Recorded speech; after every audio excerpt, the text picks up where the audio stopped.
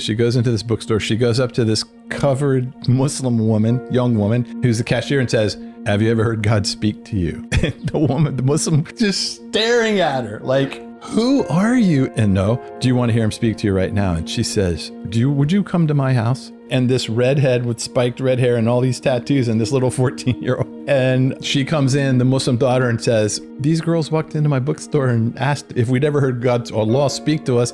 And if we didn't, did we want to hear him speak? And he says, do you guys want to spend the night? So they get up into the room, and it's the Muslim girl and her cousin. So the girl said, so the redhead says, do you want to hear God speak to you right now? And the two cousins are like, yeah. So the redhead prays, and she says, God, these girls have probably never heard your voice. And so out of your kindness, not because we are righteous, but because you are merciful, O Lord, Daniel chapter 9, will you speak to them in whatever way you want to? And the cousins say, we don't hear anything, nothing. And so the redhead's like, okay. And so she goes to lay down in bed. She's exhausted.